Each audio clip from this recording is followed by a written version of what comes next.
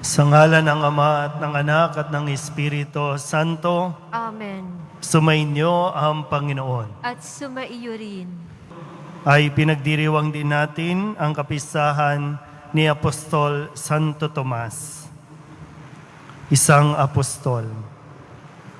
Mga kapatid, aminin natin ang ating mga kasalanan upang tayo'y maging marapat gumanap sa banal na pagdiriwang.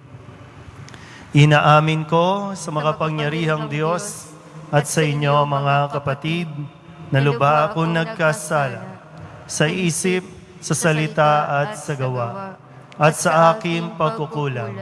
Kaya isinasamo ko sa mahal na Birheng Maria, sa lahat ng mga anghel at mga banal, at sa inyo mga kapatid na ako'y panalangin sa Panginoong ating Diyos. Kaawaan tayo ng makapangyarihang Diyos, patawarin tayo sa ating mga kasalanan at patnubayan tayo sa buhay na walang hanggan. Amen. Panginoon, kaawaan mo kami. Panginoon, kaawaan mo kami. Kristo, kaawaan mo kami. Kristo, kaawaan mo kami. Panginoon, kaawaan mo kami. Panginoon, kaawaan mo kami.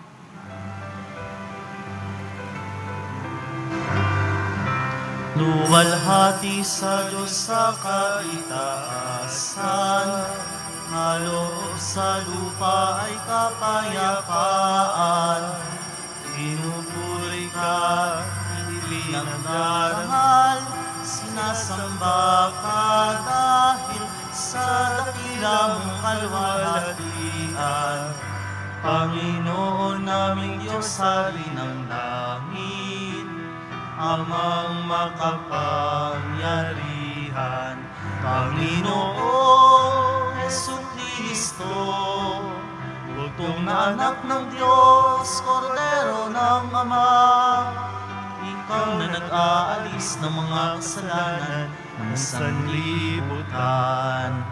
Tanggapin mo ang aming kahilingan, ikaw na naluluklok sa kadan ng Ama, maawa ka sa amin. Ikaw lamang ang banal, Panginoong Jesucristo, kasama ng Espiritu, sa luwalhati ng Ama. Amen. Amen. Amen.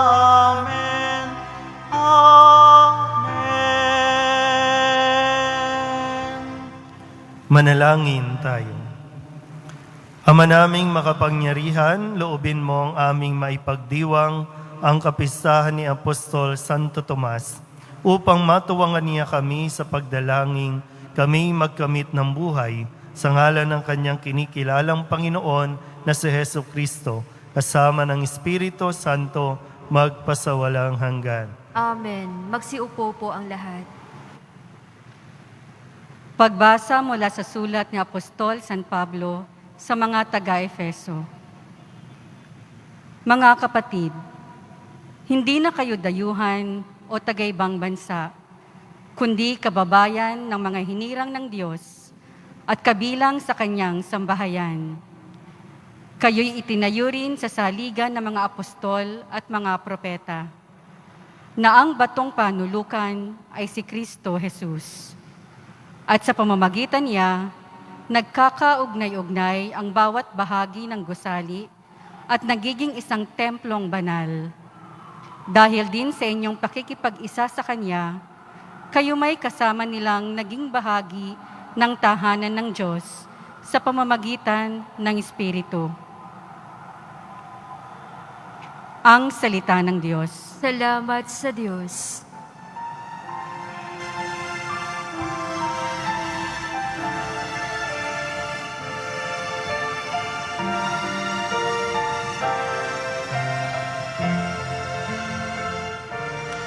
Humayot nalhin sa tanan, mabuting balitang aral. Humayot sa tanan, mabuti balitang aral. Purihin ang poon, dapat na purihin ng lahat ng bansa. Siya ay purihin ng lahat ng tao sa balat ng lupa. Umayot dalhin sa tanan, mabuting balitang aral. Pagkat ang pag-ibig na ukol sa ati dakila at wagas, at ang katapatan niya'y walang wakas. Umayot dalhin sa tanan, mabuting balitang aral. Humayot dalhin sa tanan, mabuting balitang aral. Magsitayo po ang lahat.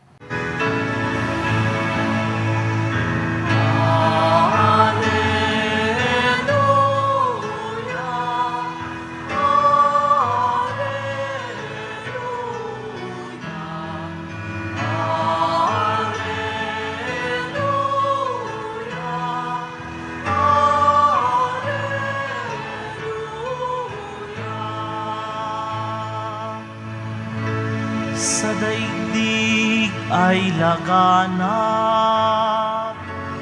liwanag na sumisikat,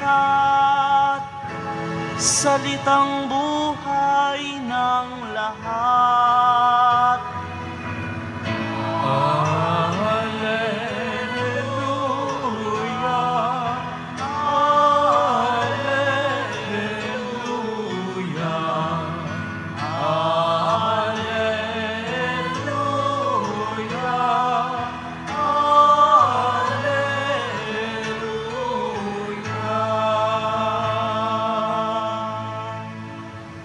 Sumainyo ang Panginoon. At sumaiyo rin. Ang mabuting balita ng Panginoon ayon kay San Juan. Papuri sa iyo, Panginoon. Si Tomas na tinaguriang kambal, isa sa 12, ay hindi nila kasama nang dumating si Jesus. Kaya't sinabi sa kanya ng ibang alagad, "Nakita namin ang Panginoon."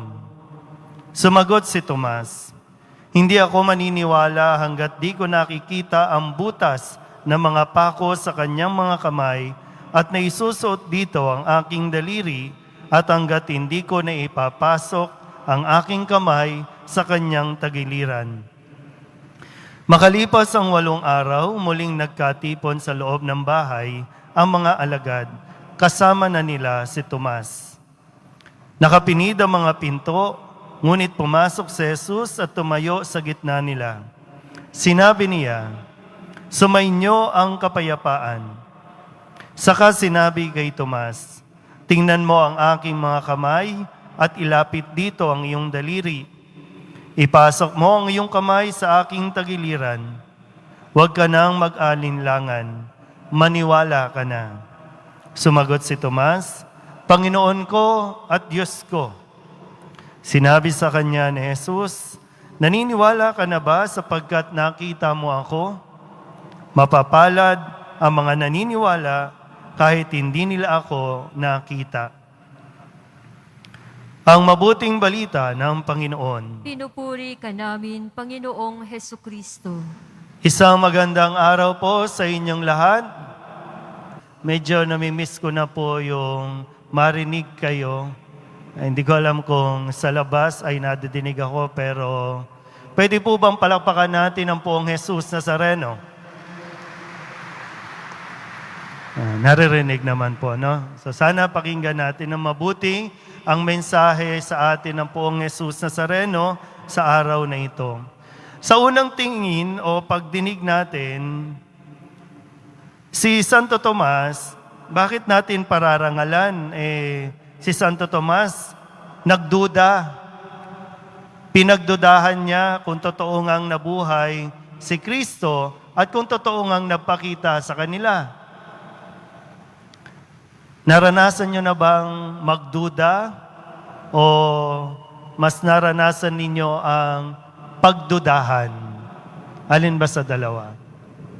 Pero isang tanong ang nais ko pong ibato sa inyo, no? Kung sakasakali, saan ba kayo dinadala ng pagdududa ninyo?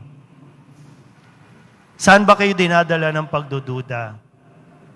Tingnan natin muna yung ebanghelyo natin, ha? Si Santo Tomas, kailangan alam natin kasi yung konteksto at inaalam natin saan nanggagaling yung pagdududa ni Tomas.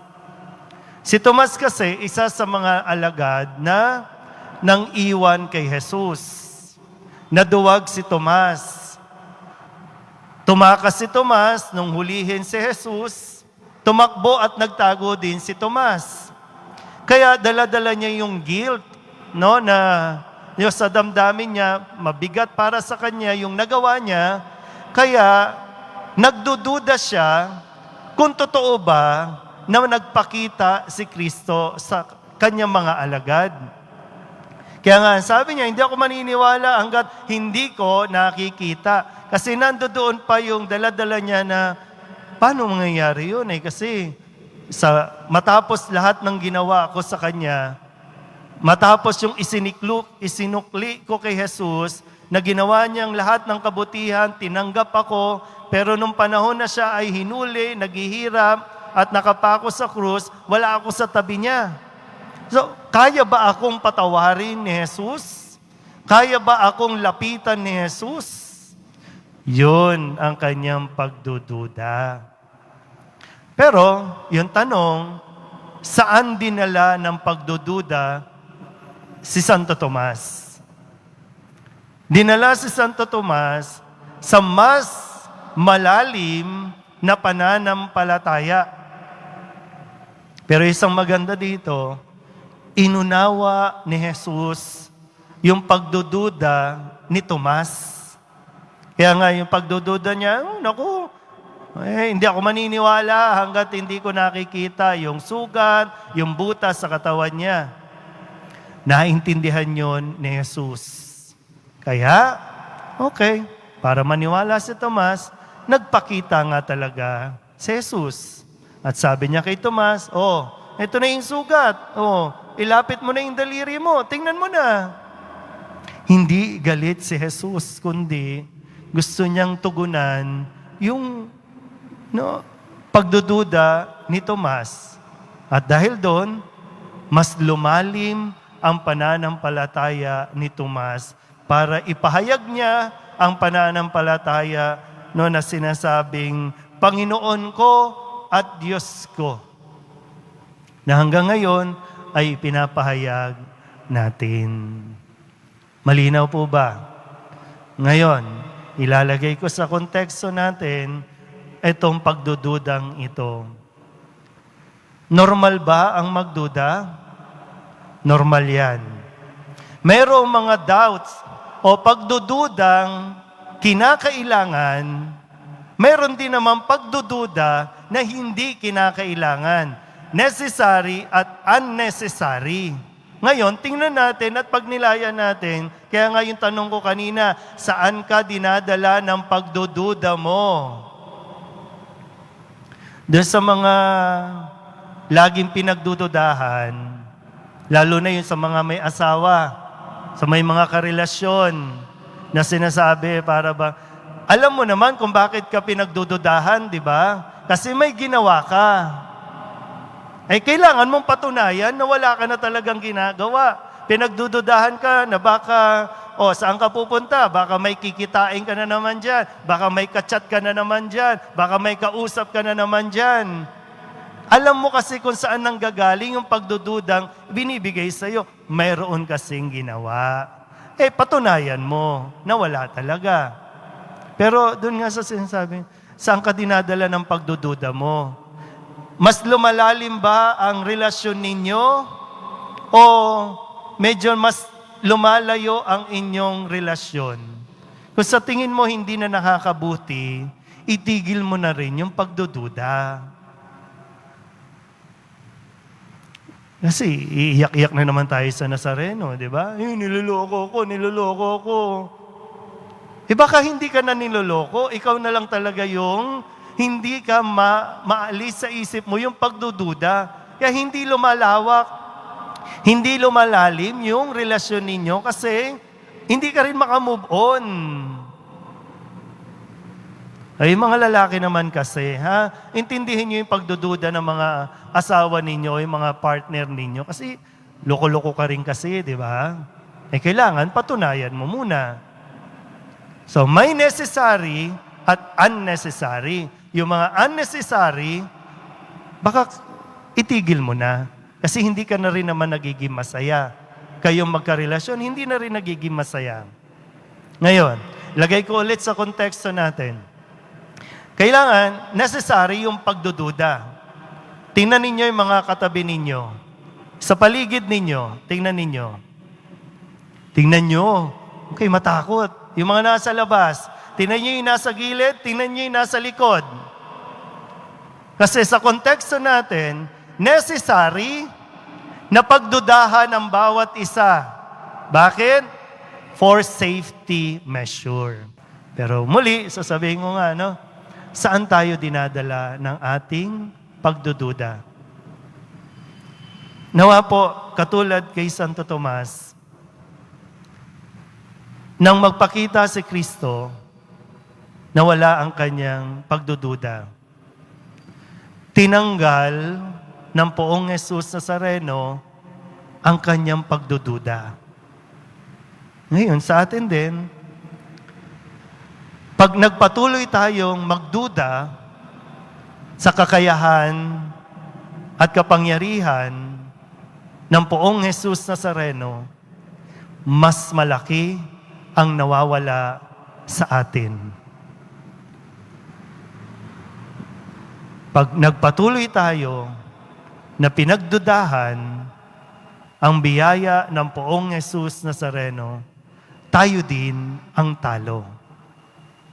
Huwag mo nang pagdudahan, kahit ano pa ang nararamdaman mo, kahit ano pa ang nagawa mo, mahal ka ng Diyos, kaya kang patawarin ng Diyos. Walang duda, mahal tayo ng Diyos. Amen? Magsitayo po ang lahat.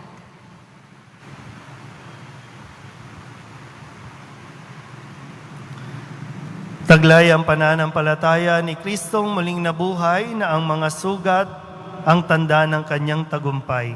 Ilapit natin ang ating mga kahilingan sa Ama ng Habag. Ang ating itutugon, Panginoon, tulungan mo kami sa aming kahinaan. Panginoon, tulungan mo kami sa aming kahinaan. Bilang isang simbahan, naway hindi tayo magkulang sa pagpapahayag ng ating pananampalataya sa mga taong hindi sumasampalataya. Manalangin tayo. Panginoon, tulungan mo kami sa aming kahinaan.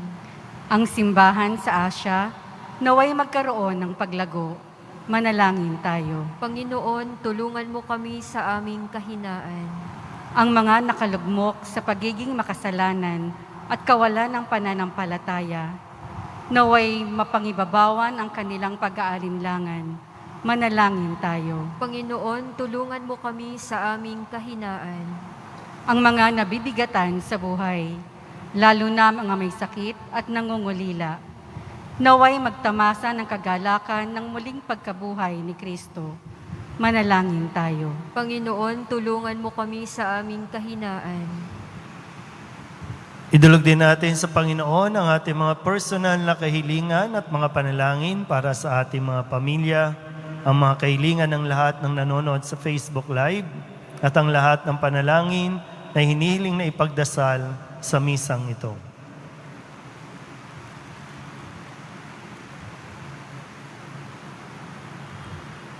Ang lahat ng ito inihiling namin sa ngalan ni Kristo, ang aming Panginoon. Amen. Magsiupo po ang lahat.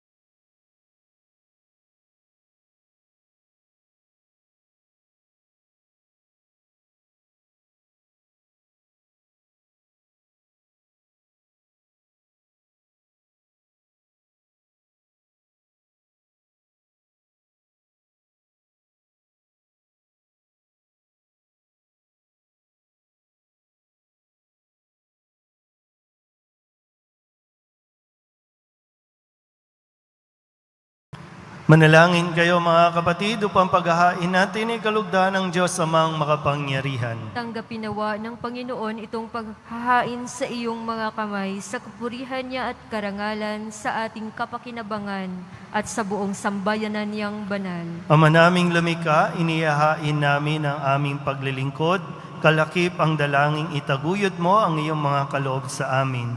Ngayon kami nagpapasalamat sa iyo kaysa ng pagpupuri ni Apostol Santo Tomas sa pamamagitan ni Jesucristo kasama ng Espiritu Santo magpasawalang hanggan. Amen. Sumainyo ang Panginoon. At sumaiyo rin. Itaas sa Diyos ang inyong puso at diwa. Itinaas na namin sa Panginoon. Pasalamatan natin ang Panginoong ating Diyos. Marapat na siya ay pasalamatan. Ama naming makapangyarihan, tunay ngang marapat na ikaw ay aming pasalamatan sa pamamagitan ni Jesucristo na aming Panginoon.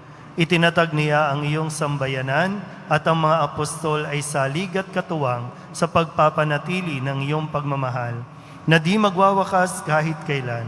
Kaming sambayanan mo dito sa daigdig ay katibayan ng pamumuhay sa langit. Kaming naririto ang tagapagpahiwatig sa pagkakaisa ng tanan sa iyong pag-ibig. Kaya kaysa ng mga anghel nagsisiawit ng papuri sa iyo, nang walang humpay sa kalangitan, kami nagbubunyi sa iyong kadakilaan.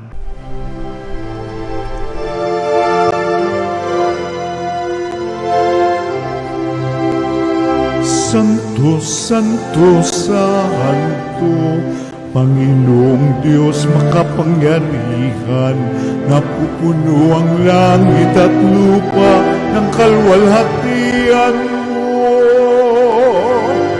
Hosana sa kaitaasan, pinagpalang na paririto sa ngalan ng Panginoon. Hosana sa kaitaasan.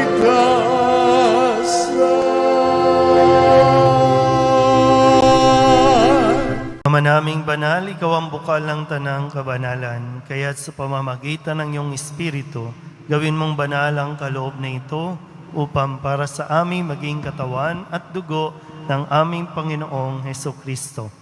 Bago niya pinagtiis ang pusang loob na maging handog, hinawakan niya ang tinapay, pinasalamatan kaniya, pinaghati-hati ni iyon, iniabot sa kanyang mga alagad at sinabi, "Tanggapin ninyong lahat ito at kanin, ito ang aking katawan na ihahandog para sa inyo."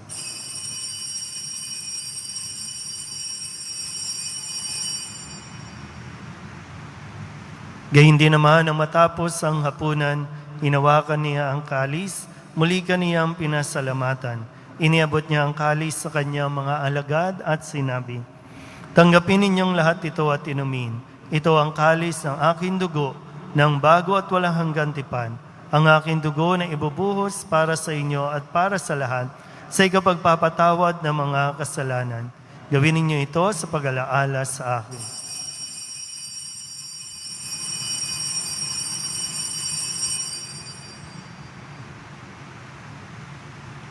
Ipagbunyi natin ang misteryo ng pananampalataya.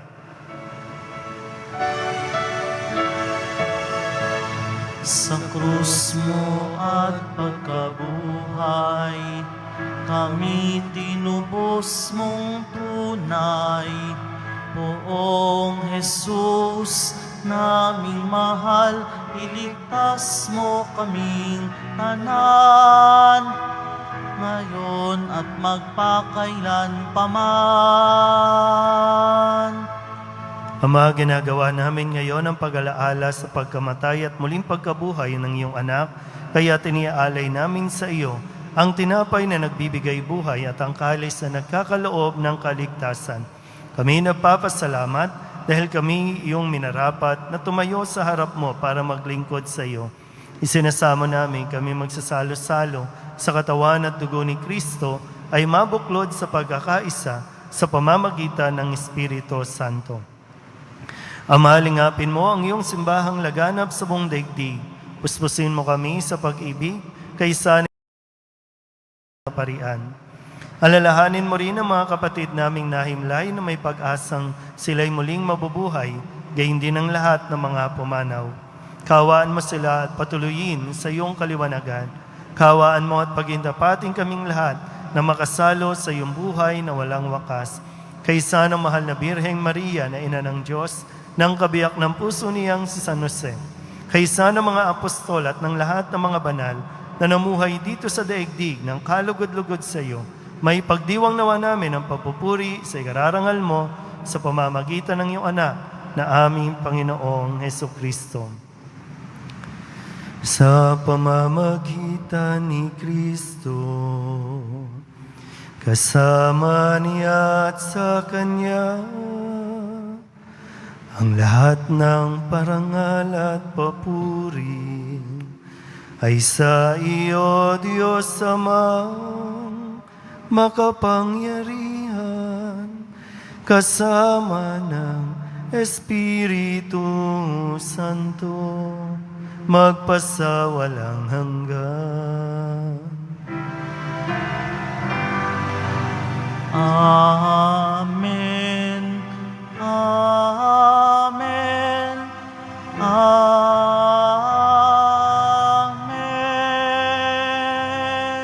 Buong kababaang loob tayong tumawag sa ating Panginoon ng Ama namin.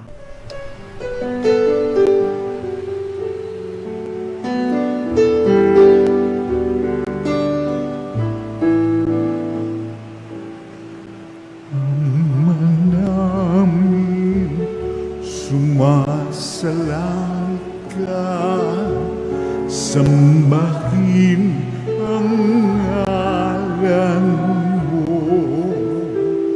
mapasamin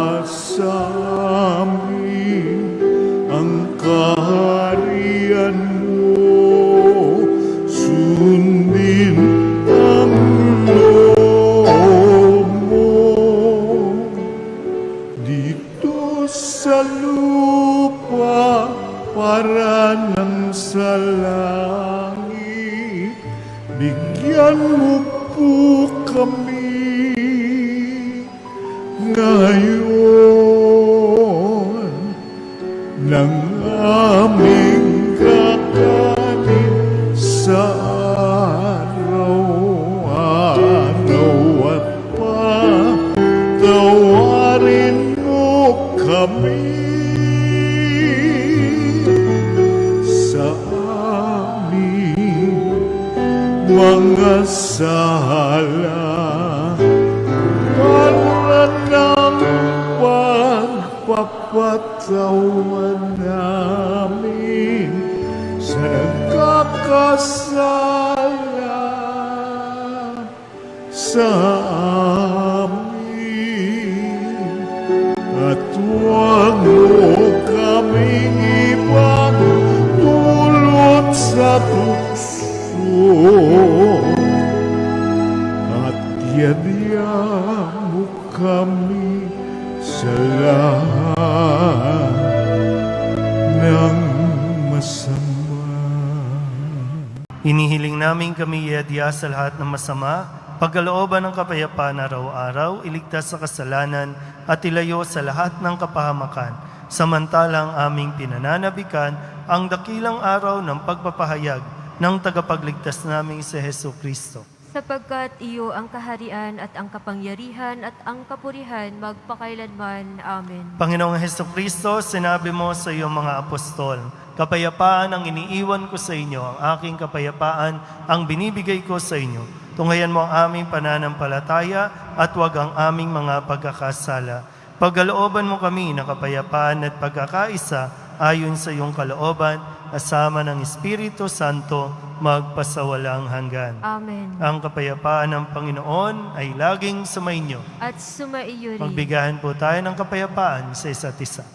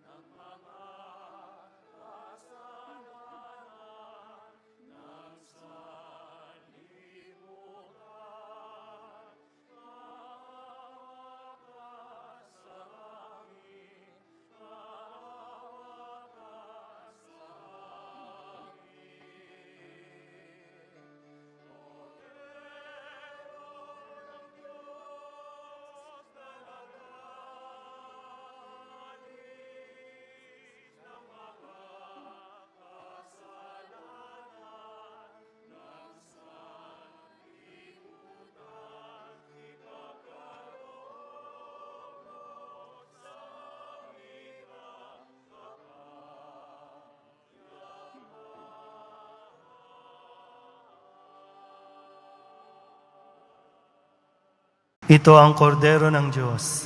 Ito ang nag-aalis ng kasalanan ng sanlibutan. Mapalad ang mga inaanyayahan sa kanyang piging. Panginoon, hindi ako karapat-dapat na magpatuloy sa iyo, ngunit sa isang salita mo lamang ay gagaling na ako.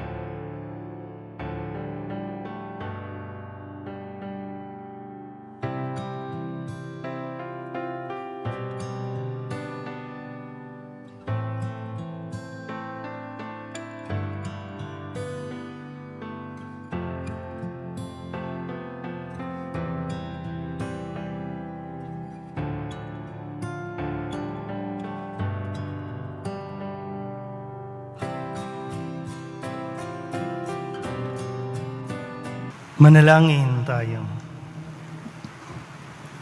Ama naming mapagmahal, ngayong kami nagsalo sa katawan ng bugtong na anak mo, mapanaligan nawa namin siya kaysa ni Apostol Santo Tomas, maipahayag nawa namin siya'y Panginoon at Diyos sa pamumuhay namin at tapat na paglilingkod.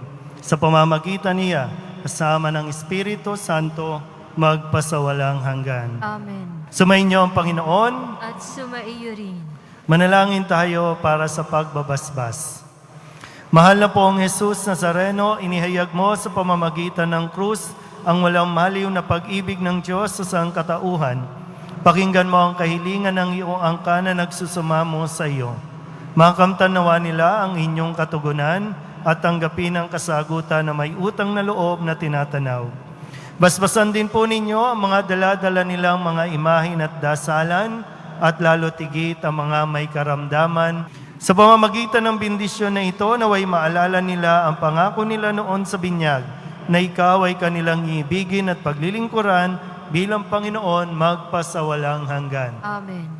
At pagpalaing kayo ng makapangyarihang Diyos, Ama at Anak, at Espiritu Santo. Amen. Tapos na ang banal na misa, umayo tayo sa kapayapaan ng Poong Jesus Nazareno. Salamat sa Diyos.